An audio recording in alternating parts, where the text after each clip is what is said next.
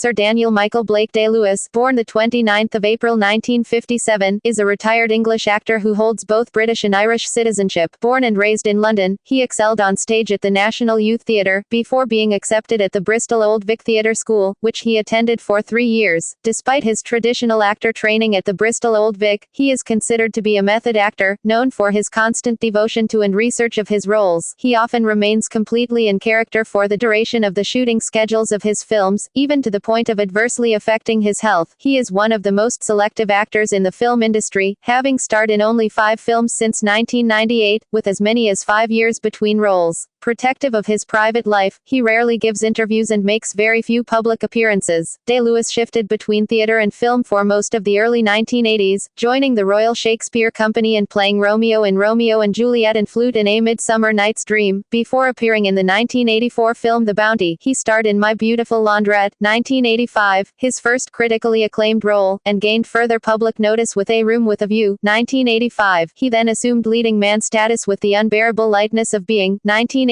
He was also nominated in this category for In the Name of the Father, 1993, and Gangs of New York, 2002. He has also won 4 BAFTA Awards for Best Actor, 3 Screen Actors Guild Awards and 2 Golden Globe Awards. In November 2012, Time named Day-Lewis the world's greatest actor. In June 2014, he received a knighthood at Buckingham Palace for services to drama. Day-Lewis is to retire in 2017, following the completion of his final acting role in Phantom Thread. Early life Day-Lewis was born in Kensington, London, the son of poet Cecil Day-Lewis and English actress Jill Balcone. His father, who was born in Ball in Tilbert, County Louth, Ireland, was of Protestant Anglo-Irish and English background, lived in England from the age of 2, and later became the Poet Laureate of the United Kingdom. Day-Lewis' mother was Jewish, her family were Jewish immigrants to England from Latvia and Poland. His maternal grandfather, Sir Michael Balcone, was the head of Ealing Studios. 2 years after his birth, his family moved to Crooms Hill, Greenwich, southeast London, where Day-Lewis grew up along with his older sister, Tamsin, who became a documentary filmmaker and television chef. Living in Greenwich, he attended Invicta and Sherrington primary schools. Day-Lewis found himself among tough South London children, and, being Jewish and posh, he was often bullied. He mastered the local accent and mannerisms and credits that as being his first convincing performance. Later in life, he has been known to speak of himself as very much a disorderly character in his younger years, often in trouble for shoplifting and other petty crimes. In 1968, Day-Lewis' parents, finding his behavior to be too wild, sent him to the independent Sevenoaks School in Kent as a boarder. At the school, he was introduced to his 3 most prominent interests: woodworking, acting, and fishing. His disdain for the school grew, and after 2 years at Sevenoaks, he was transferred to another independent school, Bedales in Petersfield, Hampshire, which his sister attended, and which had a more relaxed and creative ethos. The transfer led to his film debut at the age of 14 in Sunday Bloody Sunday, in which he played a vandal in an uncredited role. He described the experience as heaven, for getting paid £2 to vandalize expensive cars parked outside his local church. For a few weeks in 1972, he and his parents and sister lived at Lemons, the North London home of Kingsley Amis and Elizabeth Jane Howard. Cecil Day-Lewis had cancer and Howard invited the family to Lemons as a place they could use to rest and recuperate. Cecil died there in May that year, leaving Bedales in 1975. Day-Lewis' unruly attitude had diminished and he needed to make a career choice. Although he had excelled on stage at the National Youth Theatre in London, he applied for a 5-year apprenticeship as a cabinet maker, but was rejected due to lack of experience. He was then accepted at the Bristol Old Vic Theatre School, which he attended for 3 years, eventually performing at the Bristol Old Vic itself. At one point he played understudy to Pete Postlethwaite, with whom he would later co-star in the film In the Name of the Father. John Hardick, Day-Lewis' acting teacher at Bristol Old Vic, recalls, "There was something about him even then. He was quiet and polite, but he was clearly focused on his acting. He had a burning quality. He seemed to have something burning beneath the surface. There was a lot going on beneath that quiet appearance. There was one performance in particular, when the students put on a play called Class Energy, when he really seemed to shine, and it became obvious to us, the staff, that we had someone rather special on our hands."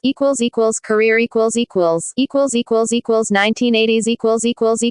During the early 1980s, Day-Lewis worked in theatre and television, including Frost in May, where he played an impotent man-child, and How Many Miles to Babylon. As a world World War I officer torn between allegiances to Britain and Ireland, for the BBC. 11 years after his film debut, Day-Lewis continued his film career with a small part in Gandhi, 1982, as Colin, a South African street thug who racially bullies the title character, only to be immediately chastised by his high-strung mother. In late 1982 he had his big theater break when he took over the lead in Another Country. The following year, he had a supporting role as the conflicted, but ultimately loyal first mate in The Bounty, after which he joined the Royal Shakespeare Company, playing Romeo in Romeo and Juliet and Flute in A Midsummer Night's Dream. In 1985, Day-Lewis gave his first critically acclaimed performance playing a gay man in an interracial relationship in the film My Beautiful Laundrette, set in 1980s London during the period when Margaret Thatcher was Prime Minister. Day-Lewis gained further public notice with A Room with a View, 1985, set in the Edwardian period of turn of the 20th century England. He portrayed an entirely different character, Cecil Vyse, the proper upper-class fiancé of the main character. In 1987, Day-Lewis assumed leading man status by starring in Philip Kaufman's adaptation of Milan Kundera's The Unbearable Lightness of Being, where he portrayed a Czech surgeon whose hyperactive sex life is thrown into disarray when he allows himself to become emotionally involved with a woman. During the 8-month shoot he learned Czech and first began to refuse to break character on or off the set for the entire shooting schedule. During this period, Day-Lewis and other young British actors of the time such as Gary Oldman, Colin Firth, Tim Roth, and Bruce Payne, were dubbed the Brit Pack. Day-Lewis threw his personal version of method acting into full throttle in 1989 with his performance as Christy Brown in Jim Sheridan's My Left Foot, which garnered him numerous awards, including the Academy Award for Best Actor and BAFTA Award for Best Actor. Brown, a writer and painter, was born with cerebral palsy and was only able to control his left foot. Day-Lewis prepared for the role by making frequent visits to Sandymount School Clinic in Dublin, where he formed friendships with several people with disabilities, some of whom had no speech. During filming, he refused to break character. Crew members were also required to spoon-feed him. It was rumored that he had broken 2 ribs during filming from assuming a hunched-over position in his wheelchair for so many weeks, something he denied years later at the 2013 Santa Barbara International Film Festival. Day-Lewis returned to the stage in 1989 to work with Richard Eyre, in Hamlet at the National Theatre, London, but collapsed during the scene where the ghost of Hamlet's father appears before him. He began sobbing uncontrollably and refused to go back on stage. He was replaced by Jeremy Northam, who finished the performance word and action perfect and received a standing ovation. Ian Charleson then formally replaced Day-Lewis for the rest of the run, except that Charleson's ill health forced Northam to stand in again many times. Although the incident was officially attributed to exhaustion, Day-Lewis later claimed to have seen the ghost of his own father. He has not appeared on stage since. The media attention following his breakdown on stage contributed to his decision to eventually move from England to Ireland in the mid-1990s to regain a sense of privacy amidst his increasing fame. 1990s In 1992, 3 years after his Oscar win, The Last of the Mohicans was released. Day-Lewis' character research for this film was well publicized. He reportedly underwent rigorous weight training and learned to live off the land and forest where his character lived, camping, hunting and fishing. Day-Lewis also added to his woodworking skills and learned how to make canoes. He carried a long rifle at all times during filming to remain in character and learned how to skin animals. He returned to work with Jim Sheridan on In the Name of the Father, in which he played Jerry Conlon, one of the Guildford Four who were wrongfully convicted of a bombing carried out by the Provisional IRA. He lost 30 pounds for the part, kept his Northern Irish accent on and off the set for the entire shooting schedule, and spent stretches of time in a prison cell. He also insisted that crew members throw cold water at him and verbally abuse him. The film earned him his 2nd Academy Award nomination, 3rd BAFTA nomination, and 2nd Golden Globe nomination. Day-Lewis returned in 1993, playing Newland Archer in Martin Scorsese's adaptation of the Edith Wharton novel The Age of Innocence. To prepare for the film, set in America's Gilded Age, he wore 1870s period aristocratic clothing around New York City for 2 months, including top hat, cane and cape. In 1996, Day-Lewis starred in The Crucible, a film version of the play by Arthur Miller. During the shoot he met his future wife, Rebecca Miller, the author's daughter. He followed that with Jim Sheridan's The Boxer as a former boxer and IRA member recently released from prison. His preparation included training with former boxing world champion Barry McGuigan, and attending professional boxing matches such as the Nigel Benn vs. Gerald McClellan world title fight at London Arena. Following The Boxer, Day-Lewis took a leave of absence from acting by going going into semi-retirement and returning to his old passion of woodworking. He moved to Florence, Italy, where he became intrigued by the craft of shoemaking, eventually apprenticing as a shoemaker with Stefano Bemmer. For a time his exact whereabouts and actions were not made publicly known. 2000s. After a 5-year absence from filming, Day-Lewis returned to act in Gangs of New York, 2002, directed by Scorsese and produced by Harvey Weinstein. In his role as the villainous gang leader William Bill the Butcher Cutting, he starred alongside Leonardo DiCaprio, who played Bill's young protege. He began his lengthy, self-disciplined process by taking lessons as an apprentice butcher, hiring a butcher from Peckham, South London to instruct him in carving up carcasses. He also hired circus performers to teach him to throw knives. While filming, he was never out of character between takes, including keeping his character's New York accent. At one point during filming, having been diagnosed with pneumonia, he refused to wear a warmer coat or to take treatment because it was not in keeping with the period. However, he was eventually persuaded to seek medical treatment. His performance in Gangs of New York earned him his 3rd Academy Award nomination and won him his 2nd BAFTA Award for Best Actor in a Leading Role. After Gangs of New York, Day-Lewis' wife, director Rebecca Miller offered him the lead role in her film The Ballad of Jack and Rose, in which he played a dying man with regrets over how his life had evolved and over how he had brought up his teenage daughter. During filming he arranged to live separately from his wife to achieve the isolation needed to focus on his own character's reality. The film received mixed reviews. In 2007, Day-Lewis starred in director Paul Thomas Anderson's loose adaptation of the Upton Sinclair novel Oil, titled There Will Be Blood. In winning the Best Actor Oscar, Day-Lewis joined Marlon Brando and Jack Nicholson as the only Best Actor winners awarded an Oscar in 2 non-consecutive decades. In 2009, Day-Lewis starred in Rob Marshall's musical adaptation 9 as film director Guido Contini. 2010s. Day-Lewis played Abraham Lincoln in Steven Spielberg's film Lincoln, 2012. Based on the book Team of Rivals, The Political Genius of Abraham Lincoln, the film began shooting in Richmond, Virginia in October 2011. Day-Lewis spent a year in preparation for the role, a time he had requested from Spielberg. He read over 100 books on Lincoln, and long worked with the makeup artist to achieve a physical likeness to Lincoln. Lincoln received widespread critical acclaim, much of it directed to Day-Lewis' performance. It also became a commercial success, grossing over $275 million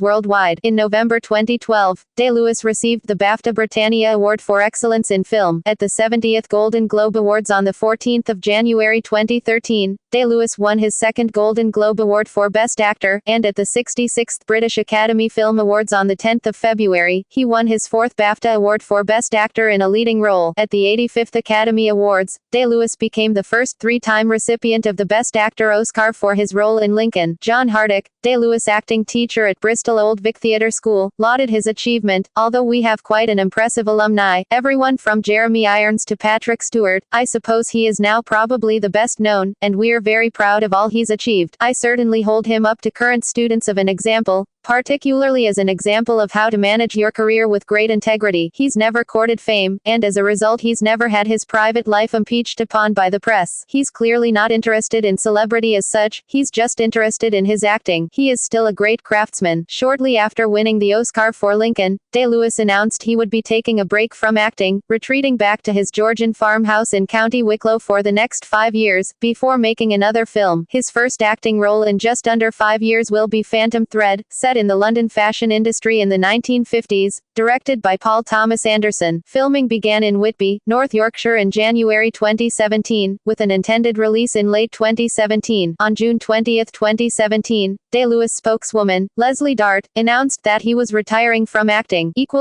Personal life. Day-Lewis rarely discusses his personal life. Protective of his privacy, he described his life as a lifelong study in evasion. He had a relationship with French actress Isabelle Adjani which lasted 6 years, eventually ending after a split and reconciliation. Their son Gabriel Cain Day-Lewis was born in 1995 in New York City, a few months after the relationship ended. In 1996, while working on the film version of the stage play The Crucible, he visited the home of playwright Arthur Miller where he was introduced to the writer's daughter, Rebecca Miller. They married later that year. The couple have 2 sons, sons, Ronan Cal Day-Lewis, born 1998, and Cashel Blake Day-Lewis, born 2002, and divide their time between their homes in New York City and Ireland. Day-Lewis became an Irish citizen in 1993 and currently holds British and Irish dual citizenship. He has lived in Animo, County Wicklow since 1997. He stated, "I do have dual citizenship, but I think of England as my country. I miss London very much, but I couldn't live there because there came a time when I needed to be private and was forced to be public by the press. I couldn't deal with it." He is a supporter of South East London football club Millwall. On the 15th of July 2010, Day-Lewis received an honorary doctorate in letters from the University of Bristol, in part because of his attendance of the Bristol Old Vic Theatre School in his youth. Day-Lewis has stated that he had no real religious education and that he supposes he is a die-hard agnostic. In October 2012, he donated to Oxford University papers belonging to his father, the poet Cecil Day-Lewis, including early drafts of the poet's work and letters from actor John Gielgud and literary figures such as W. H. Auden, Robert Graves, and Philip Larkin. In July 2015, he became the honorary president of the Poetry Archive, a registered UK charity. The Poetry Archive is a free website containing a growing collection of recordings of English-language poets reading their work. In June 2014, Day-Lewis was made a Knight Bachelor in the 2014 Birthday Honours for services to drama. In November 2014, he was formally knighted by Prince William at Buckingham Palace. Filmography film television music theater see also list of people on the postage stamps of Ireland, list of awards and nominations received by Daniel Day-Lewis, list of actors with 2 or more Academy Awards in acting categories, references external links Daniel Day-Lewis on Internet Movie Database, Daniel Day-Lewis at DMOZ.